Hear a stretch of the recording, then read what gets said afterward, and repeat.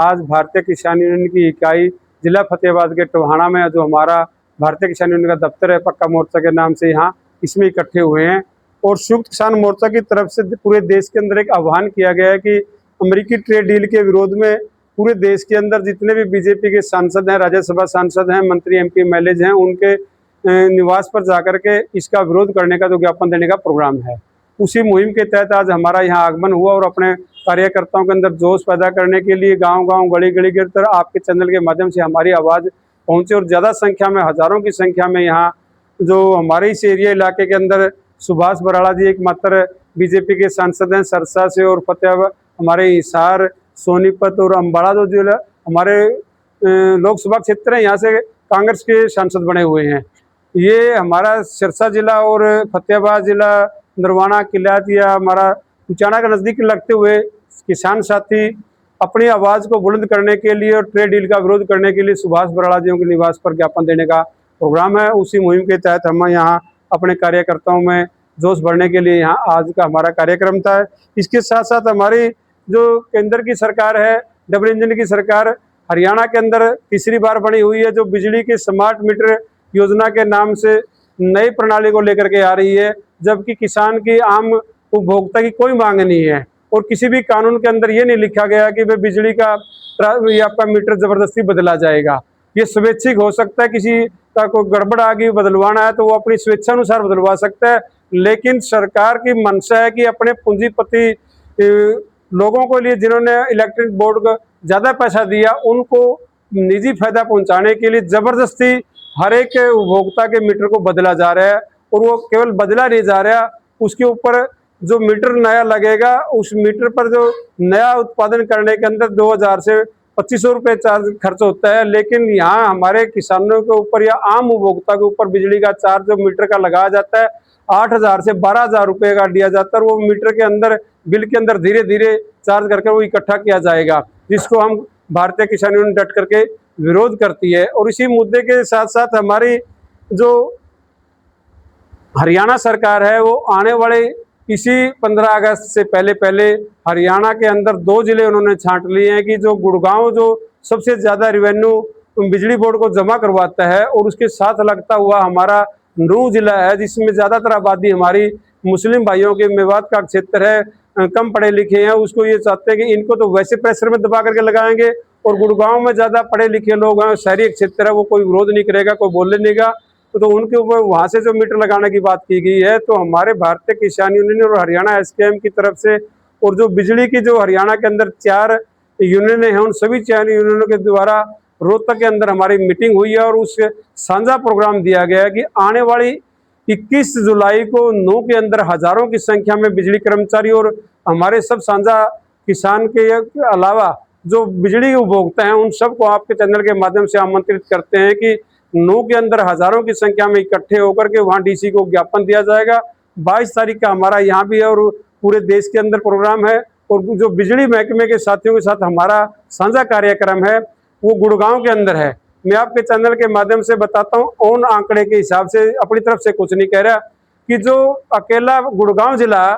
हरियाणा के रिवेन्यू में 10,000 करोड़ रुपया प्रति महीने के हिसाब से रिवेन्यू दे रहे हैं, और उसमें बिजली मंत्री मनोहर लाल खट्टर जी केंद्र के अंदर है, वो उसके ऊपर जबरदस्ती अपने पूंजीपतियों को, अपने रिश्तेदार, अपने सगे संबंधियों को, पहले होता था कि कोई भी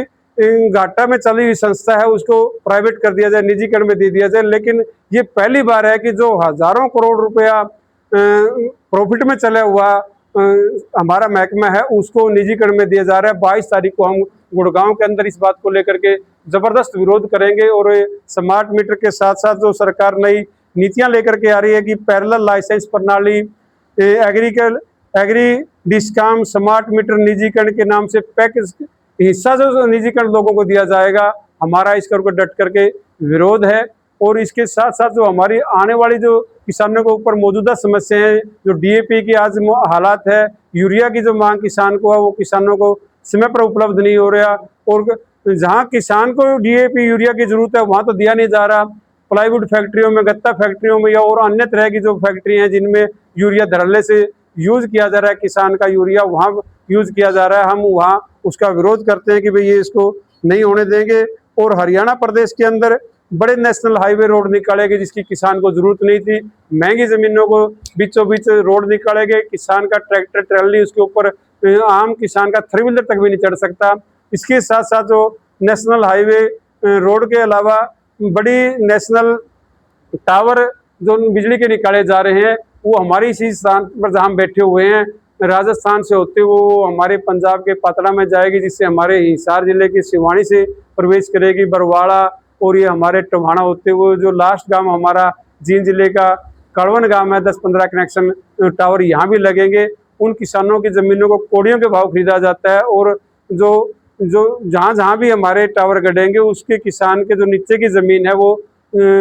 बिल्कुल अनयूज समझी जाएगी, उसकी कोई वैल्यू नहीं रहती, 10% भी उसकी वैल्यू नहीं बचती है। और जो जिन किसानों को खेतों से होकर के लाइनें गुजरेगी हम उनको करोड़ों की जो ज़मीन है उन साथियों को भी हम कहना चाहते हैं कि भी आप लामबद्ध हो और इसका डट करके विरोध करेंगे हम कि यहाँ से जो पूरी जो हमारा रेट बनता है डीसी रेट के अलावा जितने पूरे देश के अंदर हमारे के संगठनों के द्वारा गुड़गांव में और हमारे यहाँ सोनीपत के अंदर दिल्ली के साथ लगते हुए एरिया में जो कई करोड़ रुपया मुआवजा इन किसानों को दिलवाया, इन किसानों को भी उस रेशों के हिसाब से हम मुआवजा दिलाने का काम करेंगे। और जो हमारी फसल बीमा योजना के नाम से हमारे इस टोहाना की अगर मैं लोकल की बात करता हूँ तो भीमेवाड़ा समैन है जो इस एरिया के लोग थे, बिछबड़ा का काम क्या था, ये पिछले कई सालों से सेम और चौबे की वजह से तबाह हो किसानों की फसल हुई है, लेकिन यहाँ किसानों को फसलों का जो मुआवजा था वो नहीं दिया गया। और एक गलत फहमी किसानों के अंदर फैलाई जा रही है कि एक मरबा 25 एकड़ का होता है, उसमें एक भी किसान ने 1 एकड़ का भी मुआवजा फसल प्रधानमंत्री फसल बीमा योजना के नाम से करवा लिया तो उसका 24 एकड़ के किसानों को किसी तरह का सुविधा सरकार के द्वारा नहीं दी जाएगी। हम उन सब किसानों के लिए भी रखवाली करने का काम करेंगे, और इस तरह से हमारे जो आगामी प्रोग्राम हैं उन पर लगातार हमारी निगाहें बनी हुई हैं। जो भी जिस तरह से हमारी पछली फसल